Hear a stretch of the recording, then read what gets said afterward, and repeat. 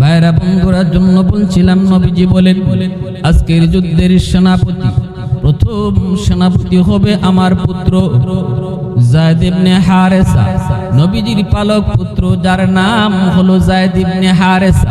নবীজির বড় কলিজার, আল্লাহর নবী বড় মায়া করতেন, নবীজির বড় আদরের কলিজার টুকরা পালক সন্তান যায়েদ ইবনে হারেসা। নবীজি এই যুদ্ধে নিজের সন্তানকে প্রথম সেনাপতি বানাইলেন। কোন যুদ্ধে? যেই যুদ্ধে মুসলমানের সংখ্যা মাত্র 3 থেকে 4 হাজার, আর দুশমন হলো 2 লক্ষ। কয় লক্ষ? এই যুবক আওয়াজ দেখো, কয় লাখ? আরো জোরে। 2 হাজারের নেতারা। একটু নেতৃত্ব দেওয়ার আগে, নেতৃত্ব কাকে বলে আমার নবীর কাছ থেকে শিখে নাও। নেতার আদর্শ নবীর কাছ থেকে শিখে নাও।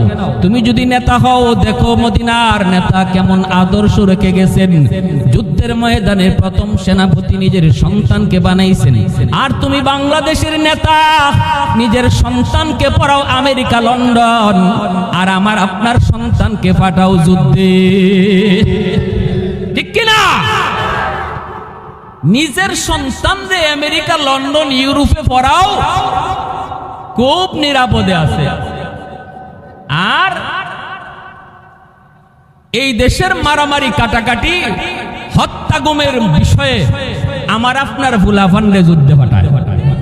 এই হলো বাংলাদেশের নেতাদের চিত্র। ঠিক কিনা? কিন্তু আমার নবী শিখেছেন আদর্শ। নবী তো নিজের সন্তানকে প্রথম সেনাপতি ঘোষণা দিয়েছেন। আজকের যুদ্ধের প্রথম সেনাপতি হবে যায়েদ ইবনে হারেসা, আমার পুত্র, আমার সন্তান।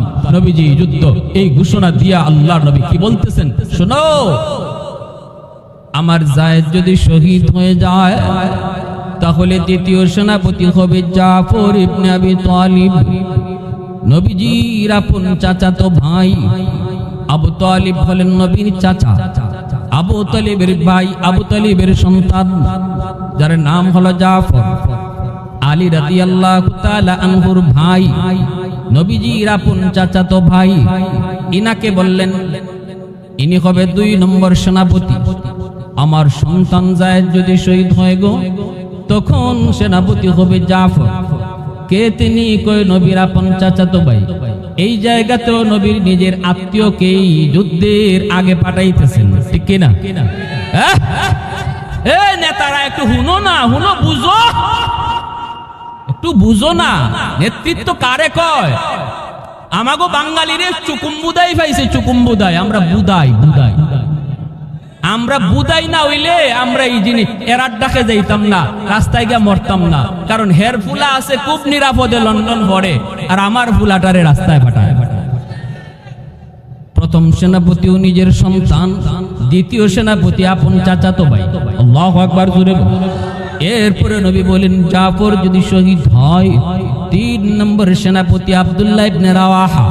আব্দুল্লাহ যদি শহীদ হয়ে সেনাপতি 4র্থ জনকে নবী বলেন নাম বলবো না, তোমাদের ভিতর থেকে একজনকে বানানো হবে, যার উপাধি হবে সাইফুল্লাহ। আর আল্লাহ আমাকে জানাইছেন সেই সাইফুল্লাহর হাতেই আজকের যুদ্ধের বিজয় আসবে।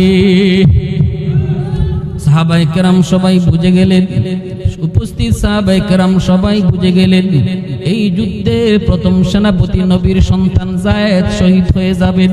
কারণ নবী যায়েদের পরে আর একজন সেনাপতির নাম বলেছেন, দ্বিতীয় সেনাপতি জাফর।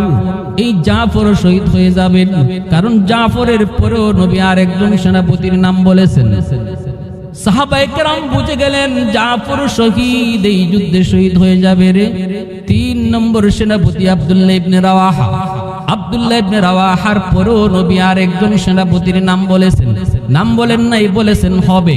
4র্থ সেনাপতির পরে আর কোন সেনাপতির নাম বলেন নাই।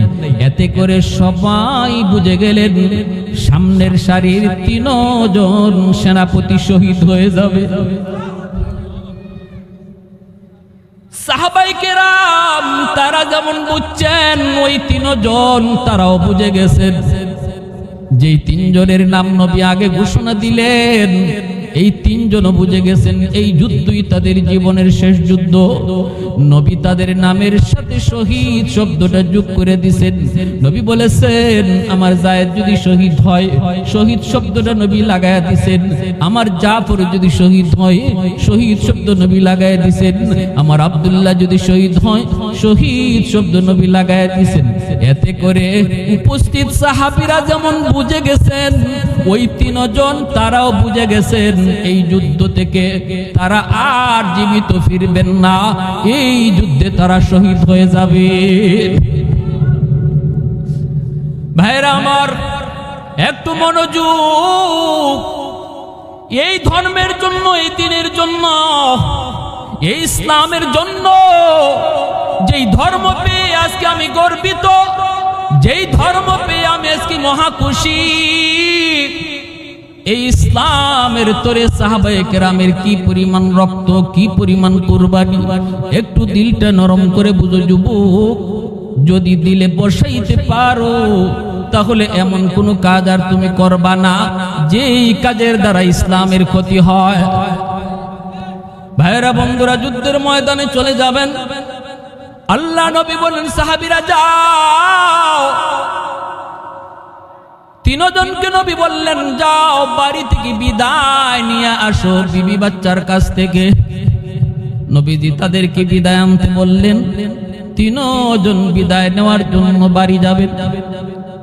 প্রথম সেনাপতি যায়েদ ইবনে হারেসা, নবীজির পালক পুত্র, নবীজির সন্তান। কার কাছ থেকে বিদায় নেবেন গো? মক্কা মদিনায় তার আপন বলতে কেউ নাই, শুধুমাত্র আমার নবী, রহমতের নবী। তার বাড়ি তো মক্কায় নয়, তার বাড়ি তো মদিনায় নয়, যায়েদের বাড়ি ছিল ইয়ামেন। সেখান থেকে একটা ঘটনা, সেদিকে যাব না। মক্কার বাজারে ওনাকে বিক্রি করলো ডাকাতের দল ছোট্ট বয়সে। আম্মাজান খাদিজাতুল কুবরা রাদিয়াল্লাহু তাআলা আনহা, তিনি তখন তারে কিনলেন। তখনও আম্মাজানের সাথে আমার নবীর বিবাহ হয় নাই। আম্মাজান যায়েদকে কিনলেন, বড় করলেন। নবীর সাথে আম্মাজানের বিয়ে হলো। এরপরে আম্মাজান যায়েদকে নবীকে হাদিয়া দিয়ে দিলেন। এরপরই যায়েদ চলে আসছেন নবীর গড়ে। মক্কার মানুষ, আরবের মানুষ সবাই জানতো যায়েদ হলো মুহাম্মাদুর রাসূলুল্লাহর গোলাম। আল্লাহর নবীর ঘরেই যায়েদ বড় হইতেছেন, মায়া পাইতেছেন। এই যায়েদ নবীর কাছ থেকে বিদায় নিবে। আল্লাহর নবীর কাছ থেকে বিদায় নিলেন। বিদায় নেওয়ার সময় নবীজি মাথায় হাত বোলায়া বিদায় দিতেছেন। নবীও বিদায় দিতেছেন, জীবনের শেষ বিদায়। এত মায়া, এত মায়া যায়েদের প্রতি ছিল মায়ার নবী। আম্মা জান আয়েশা সিদ্দিকা রাদিয়াল্লাহু তাআলা আনহা বলেন, নবী আমার কাছে অত্যন্ত আনন্দময় মুহূর্তে, নবীজি আমার কাছে হাসি খুশি বসা। এই অবস্থায় নবী যদি দরজার বাহিরে যায়েদের আওয়াজ শুনতেন, নবীজি তখনই চমকায় উঠতেন আর বলতেন, আয়েশা, আয়েশা আমাকে ছাড়ো, আমার যায়েদের আওয়াজ শোনা যাইতেছে। অষ্টম হিজরিতে মায়ার নবী মদিনা থেকে বিভিন্ন রাষ্ট্র প্রধানের কাছে ইসলামের দাওয়াত দিয়া চিঠি লিখে পাঠাইতেন। আল্লাহর নবী, রহমতের নবী, মায়ার নবী, তিনিও চিঠি লিখলেন। বিভিন্ন রাজা বাদশাদের কাছে ইসলামের দাওয়াত দিতে লাগলেন। আল্লাহর নবী, রহমতের নবী হারিস ইবনে উমাইর রাদিয়াল্লাহু তাআলা আনহু, নবীজির একজন প্রসিদ্ধ সাহাবী, বড় মায়ার সাহাবী। আল্লাহর নবী বলেন, হারিস যাও তুমি রোমের বাদশার কাছে, রোমের বাদশার কাছে যাও, ইসলামের দাওয়াত এই চিঠিটা নিয়ে তুমি যাও। তিনি চিঠি নিয়ে গেলেন। গেলেন তো গেলেন, নবীর দূত হয়ে গেলেন। কিন্তু বাদশা এই চিঠিটা পাওয়ার পর বড় ক্ষেপে গেল। হারিস ইবনে উমাইর রাদিয়াল্লাহু তাআলা আনহুকে বন্দী করে ফেললো। বন্দী করে শুধু শেষ নয়, ওনাকে হত্যা করলো। হত্যা করেই শেষ নয়, হাত পা বডির অঙ্গগুলি কেটে ফেললো। নাউজুবিল্লাহ, জুরে কর। চোখ উপড়ায় ফেললো, নাক কেটে ফেললো, হাতগুলো কেটে ফেললো, পাগুলি কেটে ফেললো। অপরাধ কিছুই না, অপরাধ হলো আমার নবীর হাতের চিঠি কেন তিনি নিয়ে গেলেন। নাউজুবিল্লাহ। কত বড় অন্যায়, কত বড় জুলুম, কত বড় অন্যায়, কত বড় জুলুম। আল্লাহ নবীর কাছে খবর, মায়ার নবী আর ধৈর্য ধরতে পারেন নাই। আন্তর্জাতিক নীতিমালাতেও দূত হত্যা করা দণ্ডনীয় অপরাধ রে। দূতের কোনো দোষ নাই, যে পাঠায় দোষ হলে তার। আমি আপনারে দিয়ে একটা চিঠি পাঠাইছি কারো কাছে, আপনার কি দোষ? দোষ হলে যে পাঠাইছে তার দোষ। আওয়াজ দেন না কেন, জোরে কথা। আল্লাহর নবী রহমতের নবীর কাছে যখন খবর পৌঁছলো, নবীজি মনে কষ্ট পেলেন। শুধু কষ্ট পেলেন তা না, আল্লাহর নবী সাহাবায়ে কেরামদেরকে নিয়ে জরুরি মিটিং এ বসে গেলেন। নবীজি বলেন, সাহাবীরা শোনো, আমার হারেসের কোনো দোষ ছিল না। দোষ ছিল যদি ছিল তো আমার ছিল, অপরাধ যদি হয়ে থাকে তো আমার হয়েছে। আমার হারেসের কি অপরাধ? কোনো অপরাধ নাই। সে তো শুধুমাত্র একজন বাহক, সে তো শুধুমাত্র একজন দূত। অপরাধ যদি হয়, অপরাধ যদি হয় তাহলে আমার হয়েছে। আমার হারেসকে সে কেন হত্যা করলো? হারেসকে কেন সে হত্যা করলো? কেন তার চোখগুলি উপড়ায় ফেলে দেওয়া হলো? কেন তার হাত কেটে দেওয়া হলো? কেন তার অঙ্গগুলি কেটে দেওয়া হলো? দ্বীনের নবী, মায়ার নবীর চেহারা লাল হয়ে গেল। আল্লাহর নবী এখানে আর নরম নাই, নবীজি গরম হয়ে গেলেন। জরুরি মিটিং তলব করলেন। সাহাবায়ে কেরামদেরকে নিয়ে নবী বসে গেলেন। আর নবী বলতেছেন, আমার হাতে হাত রেখে ওয়াদা করো, আমার হাতে হাত রেখে ওয়াদা করো, আমার হারেসের হত্যার বদলা না নিয়ে আমরা কেউ ফিরে যাব না। আওয়াজ দিয়া কোন আল্লাহু আকবার, মুহাব্বতের আওয়াজে আল্লাহু আকবার। মুসলমানের আল্লাহু আকবারের আওয়াজে দুশমনের কলিজা কাঁপে, ঠিক কি না? আওয়াজ বড় করে আল্লাহু আকবার। আমার নরম দিলের নবী, নরম দিলের নবী কেমন গরম, মায়ার নবী সইতে পারলেন না। কেন আমার হারেসকে তারা হত্যা করলো? অপরাধ তার কি ছিল? আমাকে বলতে হবে, আমাকে জানাইতে হবে, জবাব পুরাপুরি নেওয়া হবে, 100 জবাব নেওয়া হবে। নবীজি বলেন, আমি 3000 সৈন্য একটা মুজাহিদ কমিটি গঠন করলাম। 3000 মুজাহিদ কমিটি নবী গঠন করলেন। 3 জনকে নবী সেনাপতি ঘোষণা করলেন। আজকের যুদ্ধে 3 জন সেনাপতি হবে, আর আমি নবী তোমাদেরকে যুদ্ধের ময়দানে পাঠাবো।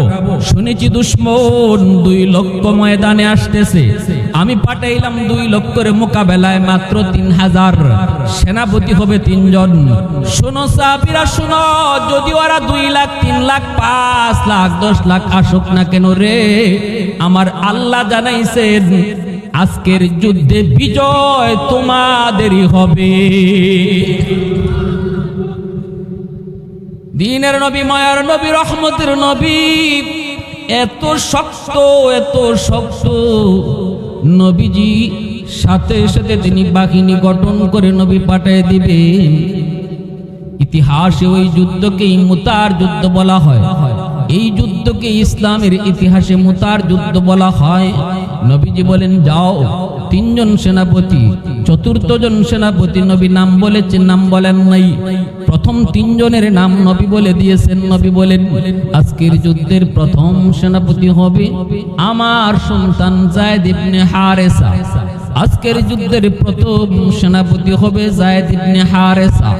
আমার যায়েদ যদি শহীদ হয়, সেনাপতি হবে জাফর ইবনে আবি তালিব। নবী বলেন, জাফর যদি শহীদ হয়, সেনাপতি হবে আব্দুল্লাহ ইবনে রাওয়াহা। আল্লাহর নবী কয়, আব্দুল্লাহ যদি শহীদ হয়, সেনাপতি হবে তোমাদের মধ্য থেকে একজন। নাম বলবো না, কিন্তু আল্লাহ তার উপাধি দিয়েছেন সাইফুল্লাহ, আল্লাহর তলোয়ার, যার হাতেই ওই যুদ্ধে মুসলমানের বিজয় আসবে। ওয়াহদত কি হিফাজত নেহি বেকুওতে বাজো, वहदत की हिफाजत नहीं बेकुवत बाजो, आती नहीं कुछ काम हाक ले खुदा दाद, आती नहीं कुछ काम हाक़िल खुदादार। ऐ मर्द खुदा तुझको क़ुव्वत नहीं हासिल, ऐ मर्द खुदा तुझको क़ुव्वत नहीं हासिल। जा बैठ किसी गार में अल्लाह को कर याद, जा बैठ किसी गार में अल्लाह को कर याद। ये सच है कि बातिल की तरफदार नहीं हम, ये सच है कि बातिल की तरफदार नहीं हम। गद्दार न समझो हमें गद्दार नहीं हम, गद्दार न समझो हमें गद्दार नहीं हम। फूलों की तरह नरम मिजाज अपना है नजर, फूलों की तरह नरम मिजाज अपना है नजर। हम तीर नहीं नेज़ा वो तलवार नहीं हम, हम तीर नहीं नेज़ा वो तलवार नहीं हम। मोहब्बतेर आवाज़े बोलेन अल्लाहु আকবার। ভাইরা বন্ধুরার জন্য বলছিলাম, নবীজি বলেন আজকের যুদ্ধের সেনাপতি, প্রথম সেনাপতি হবে আমার পুত্র যায়েদ ইবনে হারেসা, নবীজির পালক পুত্র যার নাম হলো যায়েদ ইবনে হারেসা। নবীজির বড় কলিজার, আল্লাহর নবী বড় মায়া করতেন, নবীজির বড় আদরের কলিজার টুকরা পালক সন্তান যায়েদ ইবনে হারেসা। নবীজি এই যুদ্ধে নিজের সন্তানকে প্রথম সেনাপতি বানাইলেন। কোন যুদ্ধে? যেই যুদ্ধে মুসলমানের সংখ্যা মাত্র 3 থেকে 4 হাজার, আর দুশমন হলো 2 লক্ষ। কয় লক্ষ? এই যুবক আওয়াজ দেখো, কয় লাখ? আরো জোরে। 2 হাজারের নেতারা একটু নেতৃত্ব দেওয়ার আগে, নেতৃত্ব কাকে বলে আমার নবীর কাছ থেকে শিখে নাও, নেতার আদর্শ নবীর কাছ থেকে শিখে নাও। তুমি যদি নেতা হও, দেখো মদিনার নেতা কেমন আদর্শ রেখে গেছেন। যুদ্ধের ময়দানে প্রথম সেনাপতি নিজের সন্তানকে বানাইছেন। আর তুমি বাংলাদেশের নেতা, নিজের সন্তানকে পড়াও আমেরিকা লন্ডন, আর আমার আপনার সন্তানকে পাঠাও যুদ্ধে। ঠিক কিনা? নিজের সন্তানরে আমেরিকা লন্ডন ইউরোপে পড়াও, খুব নিরাপদে আছে। আর এই দেশের মারামারি কাটাকাটি হত্যা গুমের বিষয়ে আমার আপনার ফুলাফানরে যুদ্ধে পাঠায়। এই হলো বাংলাদেশের নেতাদের চিত্র, ঠিক কিনা? কিন্তু আমার নবী শিখেছেন আদর্শ। নবী তো নিজের সন্তানকে প্রথম সেনাপতি ঘোষণা দিয়েছেন। আজকের যুদ্ধের প্রথম সেনাপতি হবে যায়েদ ইবনে হারেসা, আমার পুত্র, আমার সন্তান। নবীজি যুদ্ধ এই ঘোষণা দিয়া আল্লাহর নবী কি বলতেছেন শোনো, আমার যায়েদ যদি শহীদ হয়ে যায়, তাহলে দ্বিতীয় সেনাপতি হবে জাফর ইবনে আবি তালিব, নবীজির আপন চাচাতো ভাই। আবু তালিব হলেন নবীর চাচা, আবু তালিবের ভাই, আবু তালিবের সন্তান যার নাম হলো জাফর। আলী রাদিয়াল্লাহু তাআলা আনহুর ভাই, নবীজির আপন চাচাতো ভাই। ইনাকে বললেন ইনি হবে 2 নম্বর সেনাপতি।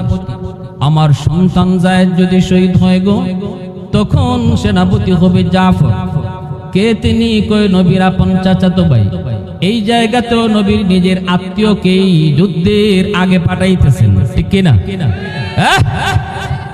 নেতারা একটু হুনো না, হুনো, বুঝো, একটু বুঝো না। নেতৃত্ব কারে কয়?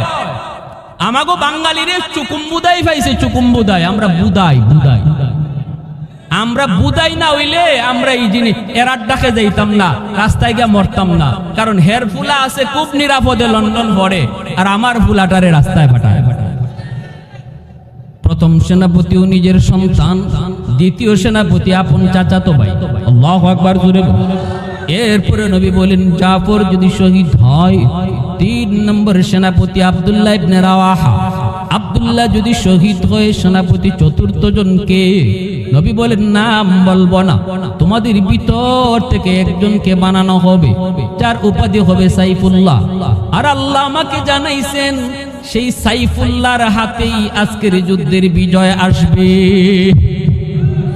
সাহাবায়ে কেরাম সবাই বুঝে গেলেন, উপস্থিত সাহাবায়ে কেরাম সবাই বুঝে গেলেন এই যুদ্ধে প্রথম সেনাপতি নবীর সন্তান যায়েদ শহীদ হয়ে যাবেন।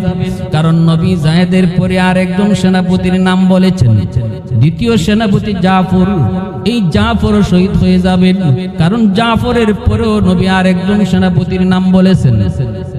সাহাবায়ে কেরাম বুঝে গেলেন জাফর শহীদ, এই যুদ্ধে শহীদ হয়ে যাবে রে। 3 নম্বর সেনাপতি আব্দুল্লাহ ইবনে রাওয়াহা। আব্দুল্লাহ ইবনে রাওয়াহার পরেও নবী আর একজন সেনাপতির নাম বলেছেন, নাম বলেন নাই, বলেছেন হবে। চতুর্থ সেনাপতির পরে আর কোন সেনাপতির নাম বলেন নাই। এতে করে সবাই বুঝে গেলেন সামনের সারির 3 জন সেনাপতি শহীদ হয়ে যাবে। সাহাবায়ে কেরাম তারা যেমন বুঝছেন, ওই 3 জন তারাও বুঝে গেছেন। যেই 3 জনের নাম নবী আগে ঘোষণা দিলেন, এই 3 জনও বুঝে গেছেন এই যুদ্ধই তাদের জীবনের শেষ যুদ্ধ। নবী তাদের নামের সাথে শহীদ শব্দটা যোগ করে দিয়েছেন। নবী বলেছেন আমার যায়েদ যদি শহীদ হয়, শহীদ শব্দটা নবী লাগায়া দিয়েছেন। আমার জাফর যদি শহীদ হয়, শহীদ শব্দ নবী লাগায়া দিয়েছেন। আমার আব্দুল্লাহ যদি শহীদ হয়, শহীদ শব্দ নবী লাগায়া দিয়েছেন। এতে করে উপস্থিত সাহাবীরা যেমন বুঝে গেছেন, ওই 3 জন তারাও বুঝে গেছেন এই যুদ্ধ থেকে তারা আর জীবিত ফিরবেন না, এই যুদ্ধে তারা শহীদ হয়ে যাবে। ভাইরা আমার, একটু মনোযোগ। এই ধর্মের জন্য, এই দ্বীনের জন্য, এই ইসলামের জন্য, যেই ধর্ম পেয়ে আজকে আমি গর্বিত, যেই ধর্ম পেয়ে আমি আজকে মহা খুশি, এই ইসলামের তোরে সাহাবায়ে কেরামের কি পরিমাণ রক্ত, কি পরিমাণ কুরবানি, একটু দিলটা নরম করে বুঝো যুবক। যদি দিলে বসাইতে পারো তাহলে এমন কোন কাজ আর তুমি করবা না যেই কাজের দ্বারা ইসলামের ক্ষতি হয়। ভাইরা বন্ধুরা, যুদ্ধের ময়দানে চলে যাবেন। আল্লাহ নবী বলেন সাহাবীরা যাও। 3 জনকে নবী বললেন যাও বাড়ি থেকে বিদায় নিয়ে আসো বিবি বাচ্চার কাছ থেকে। নবীজি তাদেরকে বিদায় আনতে বললেন। 3 জন বিদায় নেওয়ার জন্য বাড়ি যাবেন। প্রথম সেনাপতি যায়েদ ইবনে হারেসা, নবীজির পালক পুত্র, নবীজির সন্তান। কার কাছ থেকে বিদায় নেবেন গো? মক্কা মদিনায় তার আপন বলতে কেউ নাই, শুধুমাত্র আমার নবী, রহমতের নবী। তার বাড়ি তো মক্কায় নয়, তার বাড়ি তো মদিনায় নয়, যায়েদের বাড়ি ছিল ইয়ামেন। সেখান থেকে একটা ঘটনা, সেদিকে যাব না। মক্কার বাজারে ওনাকে বিক্রি করলো ডাকাতের দল ছোট্ট বয়সে। আম্মা জান খাদিজাতুল কুবরা রাদিয়াল্লাহু তাআলা আনহা, তিনি তখন তারে কিনলেন। তখনও আম্মা জানের সাথে আমার নবীর বিবাহ হয় নাই। আম্মা জান যায়েদকে কিনলেন, বড় করলেন। নবীর সাথে আম্মা জানের বিয়ে হলো। এরপরে আম্মা জান যায়েদকে নবীকে হাদিয়া দিয়ে দিলেন। এরপরই যায়েদ চলে আসছেন নবীর গড়ে। মক্কার মানুষ, আরবের মানুষ সবাই জানতো যায়েদ হলো মুহাম্মাদুর রাসূলুল্লাহর গোলাম। আল্লাহর নবীর ঘরেই যায়েদ বড় হইতেছেন, মায়া পাইতেছেন। এই যায়েদ নবীর কাছ থেকে বিদায় নিবে। আল্লাহর নবীর কাছ থেকে বিদায় নিলেন। বিদায় নেওয়ার সময় নবীজি মাথায় হাত বোলায়া বিদায় দিতেছেন। নবীও বিদায় দিতেছেন, জীবনের শেষ বিদায়। এত মায়া, এত মায়া যায়েদের প্রতি ছিল মায়ার নবী। আম্মা জান আয়েশা সিদ্দিকা রাদিয়াল্লাহু তাআলা আনহা বলেন, নবী আমার কাছে অত্যন্ত আনন্দময় মুহূর্তে, নবীজি আমার কাছে হাসি খুশি বসা। এই অবস্থায় নবী যদি দরজার বাহিরে যায়েদের আওয়াজ শুনতেন, নবীজি তখনই চমকায় উঠতেন আর বলতেন, আয়েশা, আয়েশা আমাকে ছাড়ো, আমার যায়েদের আওয়াজ শোনা যাইতেছে। ও আয়েশা, আমাকে ছাড়ো, আমাকে ছাড়ো, আমার যায়েদের আওয়াজ শোনা যায়, আমি একটু দেখি। আম্মা জান আয়েশা সিদ্দিকা রাদিয়াল্লাহু তাআলা আনহা বলেন, নবীজির গায়ে যে তখন যেই কাপড় থাকতো এই কাপড় নিয়েই নবীজি জায়েদকে দেখার জন্য ঘর থেকে বের হয়ে যেতেন। জোরে কোন সুবহানাল্লাহ। এত মায়া, এত আদর, এত ভালোবাসা। নবীজি বিদায় দিলেন আর বলতেছেন, জায়েদ যাও নিজের সন্তান উসামার কাছ থেকে বিদায় নাও। উসামার বয়স তখন 13 বৎসর। জায়েদের একটা মাত্র সন্তান ছিল যার নাম হলো উসামা, নবীজির নাতি উসামা। উসামার কাছ থেকে জায়েদ বিদায় নেওয়ার জন্য গেলেন। এই মক্কা মদিনায় জায়েদের কেউ নাই, আছে শুধু আমার নবী আর 13 বৎসরের একটা বালক। এই উসামার কাছে যায় বাবা বলতেছে, বাবা উসামা আয়, বাবার বুকে আয়, জীবনের শেষ আদরটা বাবা দিয়ে দেই। কপালে চুমু খায় বাবা, সন্তানের কপালে চুমু খান।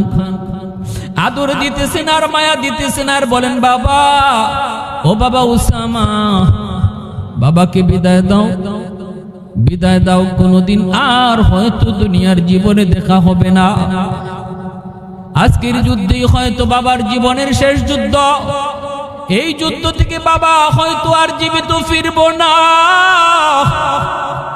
কিয়ামতের ময়দানে আল্লাহর তৈরি জান্নাতে তোমার সাথে বাবার দেখা হবে।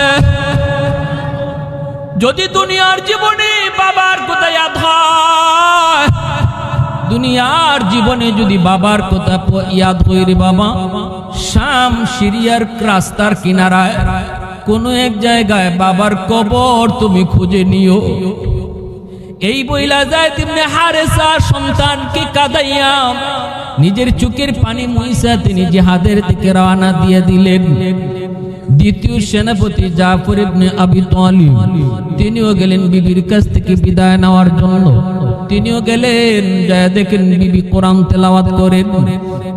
আর দুটা বাচ্চা, 4 বছর 6 বছরের আব্দুল্লাহ মুহাম্মদ, এই দুইটা বাচ্চা মায়ের পাশে বসে বসে কোরআন তেলাওয়াত শুনতেছে।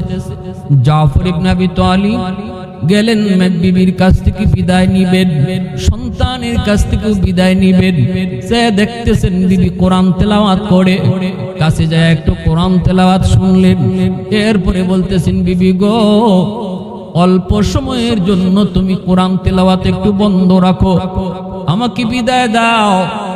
আজকের যুদ্ধে তোমার স্বামী দ্বিতীয় সেনাপতি, আমার নবী মসজিদে নববীতে আমাকে দ্বিতীয় সেনাপতি ঘোষণা করেছেন, বিদায় দাও, বিদায় দাও গো বিবি। এরপরে আল্লাহর নবী রহমতের নবীর কথা শুনে দিলেন, সন্তানের কাছ থেকে বিদায় নিবেন।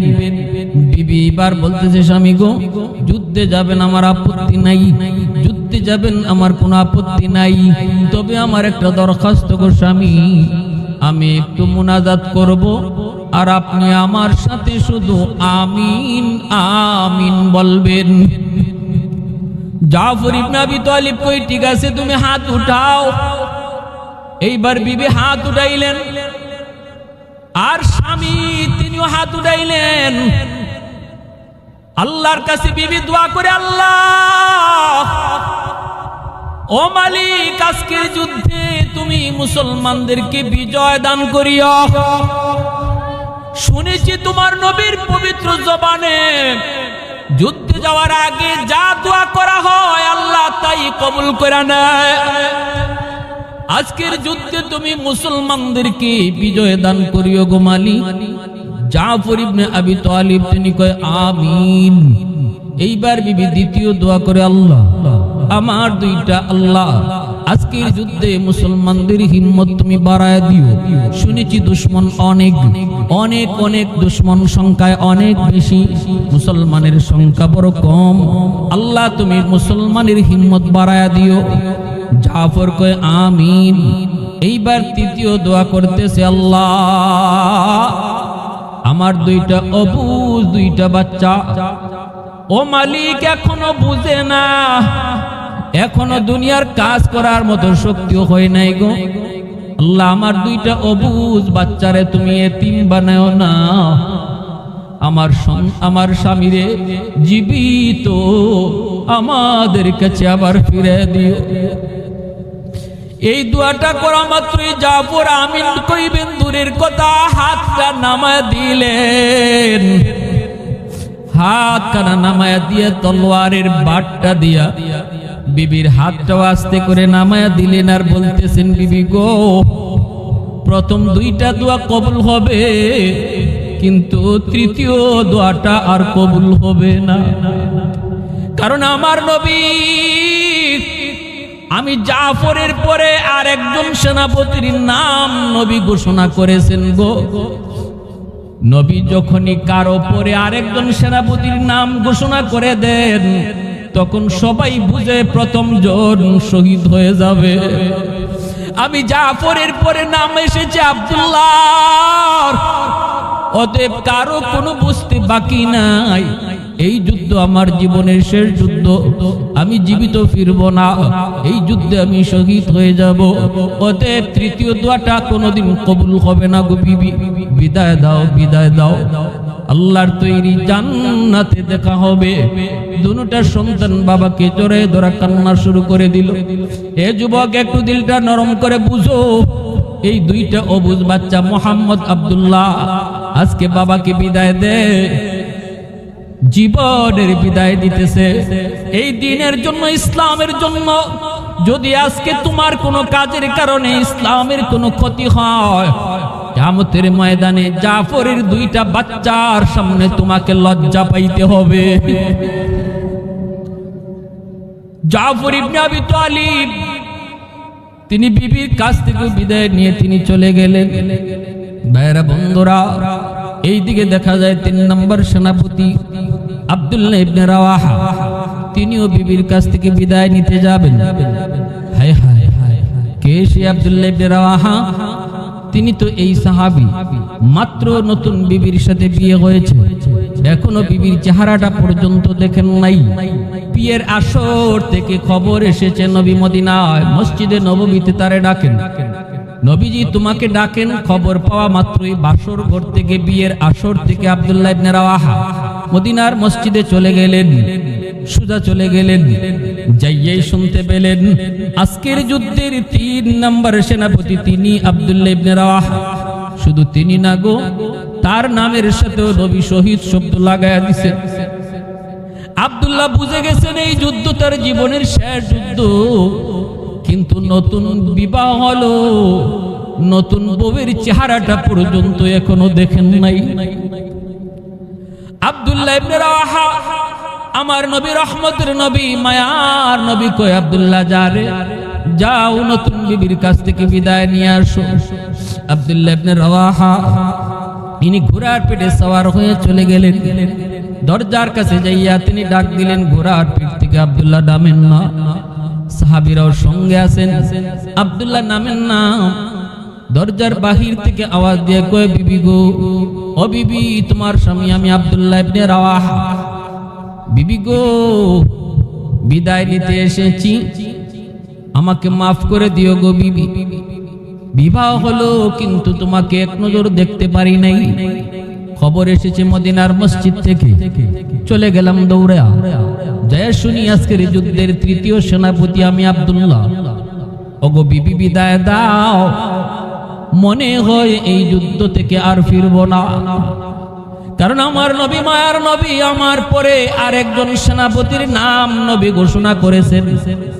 ৪র্থ সেনাপতি একজন হবে নবী বলে দিয়েছেন, নামের সাথেও শহীদ শব্দ লাগিয়ে দিয়েছেন গো বিবি। বিবি বিদায় দাও, মাফ করে দিও, আমি তোমার হক আদায় করতে পারি নাই। কিয়ামতের ময়দানে আল্লাহর তৈরি জান্নাতে দেখা হবে। আন্দরের ভিতর থেকে বিবি পর্দা রক্ষা করে আওয়াজ দিয়া কই, স্বামী গো, ও স্বামী, শুনেছি তুমি আরবের বড় সুন্দর সুঠাম দেহের একজন পূর্ণ যুবক, বিবি স্বামী গো, একটা বারের জন্য তুমি আন্দোলনের ভিতরে ঢুকো, আমি শুধু একটা নজর তোমাকে দেখব, আমি বাধা দেব না। যুদ্ধে যাবেন তো যাবেন, আমার আল্লাহ খুশি, রাসূল খুশি, এতে আমিও খুশি। কিন্তু স্বামী গো, একটা ছোট্ট আবদার, দয়া করে যদি আপনি একটু ভিতরে আসতেন, আমি শুধু আপনাকে একটা নজর দেখব, চেহারাটা চেনার জন্য, যেন জান্নাতে আপনাকে দেখেই আমি চিনতে পারি আপনি আমার স্বামী। আব্দুল্লাহ ইবনে রাওয়াহা কই, না গো বিবি, না না না, আমি তোমাকে দেখতে পারবো না গো। আমিও শুনেছি তুমি আরবের বড় সুন্দরী নারী, তোমার এই মায়াবী চেহারা যদি আমি দেখি, তাহলে যুদ্ধের ময়দানে হয়তোবা তোমার চেহারা আমার চোখের সামনে ভেসে উঠতে পারে, তখন আমার যুদ্ধ করতে হয়তো কোনো অসুবিধা হবে। তোমার মহব্বত আমার কাছে বড় নয়, তোমার চেয়ে আমার আল্লাহ এবং আমার রাসূলকে আমি বেশি ভালোবাসি।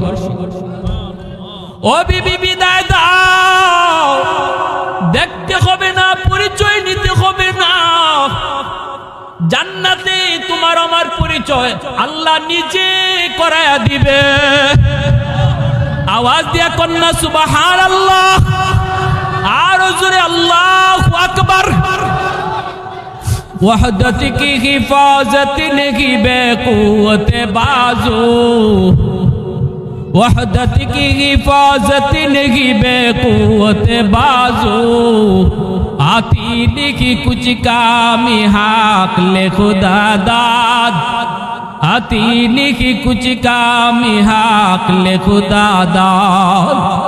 ये सच है कि बातिल की तरफदार नहीं हम, ये सच है कि बातिल की तरफदार नहीं हम, गद्दार न समझो हमें गद्दार नहीं हम, फूलों की तरह नरम मिजाज अपना है नजर, हम तीरी नहीं नेज़ा व तलवार नहीं हम, हम तीरी नहीं नेज़ा व तलवार नहीं हम। मोहब्बतेर आवाज़े बोलेन अल्लाहु আকবার, आरो जोरे अल्लाहु আকবার। বাইরা বন্ধুরা, এবার একটু বুঝেন, দিলটা নরম করে বুঝেন। আব্দুল্লাহ ইবনে রাওয়াহা তিনিও তো বিদায় নিলেন, বিবিও বিদায় দিলেন, জাফর তিনিও বিদায় নিলেন, বিবিও বিদায় দিলেন, যায়েদ ইবনে হারেসা তিনিও বিদায় নিলেন, নবীও বিদায় দিলেন, নবীও বিদায় দিলেন। ভাইরা বন্ধুরা, কোথায় দিচ্ছেন? জিহাদের ময়দানে। কোথায় দিচ্ছেন? গলা কাটা দেওয়ার জন্য। কোথায় দিচ্ছেন? গলা আনার জন্য, নয়তো নিজের গলা দেওয়ার জন্য। জিহাদের ময়দান খেলাধুলার ময়দান নয়, জিহাদের ময়দান আমোদ ফুর্তির ময়দান নয়, জিহাদের ময়দান হয় গলা দিব নয় গলা আনবো। আওয়াজ দিয়া বলো ঠিক কিনা? ইসলাম বলে, ইসলাম বলে এটাই হলো রুল। নরমের জায়গায় তুমি ইসলামের জন্য নরম, গরমের জায়গায় সেটাও ইসলামের জন্য গরম। আবু বকর সিদ্দিক রাদিয়াল্লাহু তাআলা আনহু আমার নবী রহমতের নবীর পক্ষে বদরের ময়দানে যুদ্ধে অংশ নিলেন। আবু বকর সিদ্দিকের সন্তান আবু জাহেলের পক্ষে বদরের যুদ্ধে আবু বকর সিদ্দিক নবীর পক্ষে, তার সন্তানই আবু জাহেলের পক্ষে। আল্লাহু আকবার জোরে বলেন। যুদ্ধের ময়দান শুরু হয়ে গেল। বদরের যুদ্ধ তো ছিল এমন এক যুদ্ধ, ইসলামের প্রথম যুদ্ধ। এই যুদ্ধে অনেকের মধ্যে এমন ছিল, দুই পক্ষের দুইজন আপন ভাই, দুই পক্ষের দুইজন আপন চাচা ভাতিজা, দুই পক্ষের মধ্যে এমন ছিল সম্পর্ক, এমন ছিল। আমার নবী রহমতের নবী তিনি মুসলমানদের পক্ষে, মায়ার নবী বদরের যুদ্ধের সেনাপতি, আর ওইদিকে আবু জাহেলের পক্ষে নবীর চাচা আব্বাস রাদিয়াল্লাহু তাআলা, ইনি তো তখন ওই আবু জাহেলের পক্ষে। এইভাবে আবু বকর সিদ্দিক বদরের যুদ্ধে নবীর পক্ষে, তার কলিজার টুকরা সন্তানই আবু জাহেলের পক্ষে। যুদ্ধ শুরু হলো, মুসলমানের বিজয় হলো, কাফের পরাজিত হলো। আবু বকর সিদ্দিকের সন্তান পরে মুসলমান হলেন। এইবার মুসলমান হয়ে তিনি বলতেছেন, আব্বা একটা কথা বলবো। আবু বকর সিদ্দিক কয়, কি কথা? কয়, আব্বা, আল্লাহ পাকের হাজারো শুকর, আল্লাহ আমাকে ইসলাম ধর্মের ছায়া তলে এনেছেন, কিন্তু আব্বা আমার এখনো মনে হলে আত্মা কেঁপে উঠে, বদরের যুদ্ধে যদি আমার কিছু হয়ে যেত গো, তাহলে তো আমি চিরস্থায়ী জাহান্নামী হয়ে যেতাম। ও বাবা, বদরের যুদ্ধে আমি আবু জাহেলের পক্ষে, নবীর বিপক্ষে ছিলাম। আব্বা, 3 বার তুমি আমার সামনে পড়ছো বদরে, কিন্তু আমি তলোয়ার চালাই নাই, তলোয়ার চালাই নাই। আবু বকর কয়, কেন তুই তলোয়ার চালাইলি না? সন্তান কয়, কারণ আপনি আমার আব্বা, যদিও আজকে আমি আপনার বিপক্ষে, কিন্তু আপনি তো আমার আব্বা, কেমনে তলোয়ার চালাই? আবু বকর সিদ্দিক তখন বলতেছে, বাবা শুন, আমি বাপ হওয়ার কারণে তুই বদরে তলোয়ার চালাইলি না, এবার তাহলে বাবার কথা শুন, বাবার কথা শুন। যদি তুই একবার আমার চোখের সামনে বদরে পড়তি, তাহলে আমি সাথে সাথে তোর কল্লা আলোক করে দিতাম। কারণ বেঈমান যুদ্ধ করে দুনিয়ার জন্য, আর ইমানদার যুদ্ধ করে আল্লাহর জন্য। মুসলমান ইমানদারের কাছে সন্তানের মায়া বড় নয়, আল্লাহর ভালোবাসাই হলো সবচেয়ে বড়। সন্তানের ভালোবাসা বড় নয়, স্ত্রীর ভালোবাসা বড় নয়, বাবার ভালোবাসাও কলিজায় বড় নয়, আল্লাহর ভালোবাসাই হলো সবচেয়ে বড়। আল্লাহর জন্য বাপ ছাড়তে পারি, আল্লাহর জন্য সন্তান ছেড়ে দিতে পারি, আল্লাহর জন্য স্ত্রী ছেড়ে দিতে পারি, তবু আল্লাহকে মুসলমান ছাড়তে পারে না। এ যুবক, একটু ভালো করে বলো, ভালো করে বলো, দিল থেকে বলো, নেতা বড় না আমার আল্লাহ বড়? নেতা ছাড়তে পারি, আল্লাহ ছাড়তে পারি না। নেত্রী ছাড়তে পারি, ইসলাম ছাড়তে পারি না। দল ছাড়তে পারি, ইসলাম ছাড়তে পারি না। নেতা মানব ততক্ষণ যতক্ষণ নেতা আমার আল্লাহকে মানবে, রসুলকে মানবে। সন্তান মানব ততক্ষণ যতক্ষণ সন্তান ইসলাম মানবে। সন্তান ততক্ষণই মানব যতক্ষণ আল্লাহ রসুল মানবে। দল ততক্ষণ করব যতক্ষণ দল ইসলাম পুরাপুরি মানবে। যেদিন থেকে দল ইসলাম মানবে না, মুসলমানের কথা হলো ওই দিন থেকে দলও মানি না। মাল ঈমান ইয়া রাসূলুল্লাহ, ইদা সাররাতকা হাসানাতুকা ওয়া ইদা সাআতকা সাইয়্যাতুকা ফাআনতা মুমিন। আল্লাহর নবী ঈমানের স্কেল বলে দিয়েছেন। এই হাদিসের মধ্যে নবী বলে দিয়েছেন, ঈমান তোমার আসেনি না নাই, তোমার স্কেলেই তুমি মাপো, তোমার স্কেলেই তুমি মাপো। আমি নবী তোমার স্কেল দিয়ে দিলাম। আল্লাহর নবী বলেন, ইসলাম ধর্মের পক্ষে কথা শুনলে যদি তোমার কলিজায় ভালো লাগে, ইসলামের বিপক্ষে কথা শুনলে যদি কলিজায় ব্যথা লাগে, তাহলেই তুমি বুঝবা তোমার ঈমান আছে, ঈমান আছে, ঈমান আছে। আর ইসলাম ধর্মের বিপক্ষে কথা শুনছো, আমার নবীকে কটাক্ষ করে গালি দিছে, এই আওয়াজটা তোমার কানে আইছে। আমার আল্লাহকে নিয়ে ব্যঙ্গ করেছে, তোমার কানে আসছে। ইসলাম ধর্মের কোন বিধান নিয়ে মস্কারি করেছে, তোমার কানে আওয়াজ এসেছে। এরপরও তুমি চুপ থাকলা। কারণ হলো, যে কইছে তোমার বাপ, যে কইছে তোমার ভাই, যে কইছে তোমার নেতা, যে কইছে তোমার নেত্রী, যে কইছে তোমার দলের লোক, আমার নবী কই যদি এমন হয় তাহলে কপাল পুরা তুমি। আমি নবী বললাম তোমার ঈমান নাই, ঈমান নাই, ঈমান নাই। কপালে নামাজের দাগ ঈমানের চিহ্ন নয়, কপালে নামাজের দাগ ঈমানের চিহ্ন নয়, যদি তার দিলের ভিতরে আকীদা বিশ্বাস ভালো না থাকে। ঠিক কি না? তোমার ভাইরা বন্ধুরা, আল্লাহর নবী বলেছেন, তোমার এরকম নামাজের চিহ্ন তোমারে জান্নাতে নিতে পারবে না। বছরে বছরে হজ করলেও তুমি জান্নাত পাবা না, যদি তুমি আমার আল্লাহ এবং রসুল থেকে তোমার নেতারে বেশি ভালোবাসো। ঠিক কিনা? জোরে বলো। যদি ইসলাম ধর্মের চেয়েও তুমি তোমার দলকে বেশি ভালোবাসো, তাহলে তোমার নামাজ, রোজা, হজ, যাকাত তোমার এই জান্নাতে নিতে পারবে না। এটা আমার নবী স্কেল বলে দিয়েছেন। মাল ঈমান ইয়া রাসূলুল্লাহ, ঈমান কাকে বলে গো নবী? নবী কই, ইদা সাররাতকা হাসানাতুকা ওয়া ইদা সাআতকা সাইয়্যাতুকা ফাআনতা মুমিন। ইসলামের পক্ষে কথা শুনলে তোমার কলিজায় আনন্দ লাগবে, ইসলামের গণজোয়ার দেখলে পরেও তোমার মনে আনন্দ পাবে। আলহামদুলিল্লাহ, বাংলাদেশের অবস্থাটা তো আলহামদুলিল্লাহ এখন ইসলামের গণজোয়ার। ঠিক কি না? সমস্ত মানুষের কলিজার ভিতরে ইসলাম।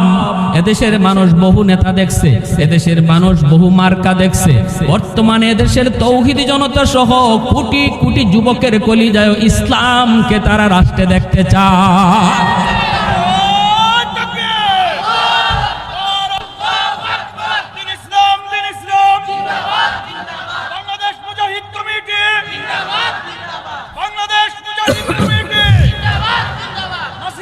আনসারী সাহেব, এসব পরওয়াজ মাহফিল, নারায়ে তাকবীর। এজন্য আমার ভাইরা বলছিলাম, সব ধরনের ভেদাভেদ আমরা বলে যাব, ইসলামের স্বার্থে, দ্বীনের স্বার্থে, আল্লাহর দ্বীনকে আল্লাহর জমিনে জিন্দা করা, আল্লাহর দ্বীনকে আল্লাহর জমিনে প্রতিষ্ঠা করার জন্য, যেই দ্বীন প্রতিষ্ঠা করার জন্য সাহাবায়ে কেরাম রক্ত দিলেন, সন্তানকে এতিম বানাইলেন, নিজের নতুন বিবির চেহারাটা পর্যন্ত যেই সাহাবীরা দেখলেন না, যেই দ্বীনের জন্য আজ এই দ্বীনকে আল্লাহর জমিনে প্রতিষ্ঠা করার আন্দোলনে যদি আমি আপনি শরীক না হই, যদি সামান্যতম চেষ্টাও আমার আপনার না থাকে, তাহলে কিয়ামতের ময়দানে সেই আব্দুল্লাহ ইবনে রাওয়াহার সামনে মুখ দেখানো যাবে, যায়েদ ইবনে হারেসার সামনে, জাফর ইবনে আবি তালিবের দুই বাচ্চার সামনে মুখ দেখাইবা কি কইরা? জাফর ইবনে আবি তালিবের দুই বাচ্চার সামনে মুখ দেখাইবা কি কইরা? যেই দিন প্রতিষ্ঠা করার জন্য সন্তানগুলা বাবাকে চোখের সামনে চিরবিদায় দিল আর জীবনের জন্য এতিম হলো, আজ তুমি আমি যদি আল্লাহর জমিনে আল্লাহর দ্বীন জিন্দা হোক, আল্লাহর জমিনে আল্লাহর দ্বীন প্রতিষ্ঠা পাক, সংসদে কোরআনের আইন চালু হোক, এই আন্দোলনে যদি তুমি আমি শরীক না হই, কিয়ামতের মাঠে নবীর সাহাবীদের সামনে মুখ দেখাইব কি কইরা? চেষ্টা তো করতে হবে, ঠিক কিনা ভাই? জুড়ে বলেন। আমি আপনি চেষ্টা করব। আস-সা'য়ু মিন্নি ওয়াল ইতমামু মিনাল্লাহ। আস-সা'য়ু মিন্নি, আমার আপনার কাম হলো চেষ্টা করা, আমার আপনার কাম হলো আগায় যাওয়া, গন্তব্যে পৌঁছে দিবেন কে? জোরে আওয়াজ দিয়ে বলেন। আল্লাহ দেখে শুধু আমার বান্দা কি চায়, আমার বান্দা দিলের ভিতরে তার আগ্রহটা কেমন, আমার বান্দা কি রকম ইচ্ছা নিয়ে আগাইতেছে। আল্লাহ দিলের দিকে তাকাইয়া আমি আপনি যদি আগাই এক হাত, মান তাকাররাবা ইলাইয়া শিবরান তাকাররাবতু ইলাইহি যিরা, আল্লাহ কয় আমি যদি দেখি সত্যিকার অর্থে দিলের ভিতরে তোমার এই তামান্না, এই আরজু, তখন তুমি আইবা এক হাত, আমি আল্লাহ যাইমু দুই হাত। জোরে কোন না সুবহানাল্লাহ। তুমি আমার দিকে আইবা এক হাত, আর আমি আল্লাহ কইতেছি আমি তোমার দিকে যাইমু দুই হাত। আল্লাহ কই তুমি আমার দিকে আইবা পায়ে হাইটা, আর আমি আল্লাহ তোমার দিকে যাইমু দৌড়াইয়া। সুবহানাল্লাহি ওয়া বিহামদিহি, আল্লাহু আকবার। প্যারে হাজিরিন, অতএব আল্লাহর জমিনে আল্লাহর দ্বীন জিন্দা হোক, আল্লাহর জমিনে আল্লাহর দ্বীন প্রতিষ্ঠা পাক, সর্ব জায়গায় কোরআনের আইন চালু হোক, এই মিশন নিয়ে উলামায়ে কেরাম আজকে মাঠে নামছেন, আপনাদেরকে মেসেজ দিতেছেন। আজকে শাইখে চরমনাই দামাত বারকাতুহুম বাংলাদেশের সমস্ত তৌহিদি জনতার একজন স্বপ্নের মানুষ, যাদের অক্লান্ত পরিশ্রম আজকে সমস্ত গ্রামে গঞ্জরে বন্দরে তিনিও আসবেন, যে মেসেজটা দিয়ে যাবেন, মন দিয়ে আমরা সবাই গ্রহণ করব। কারা কারা রাজি আছে একটু হাত উঠে আল্লাহকে দেন। আল্লাহ তুমি কবুল করো, জোরে কোন আমিন, আরো জোরে কোন আমিন। ওয়া আখির দাওয়ানা আনিল হামদুলিল্লাহি রাব্বিল আলামিন।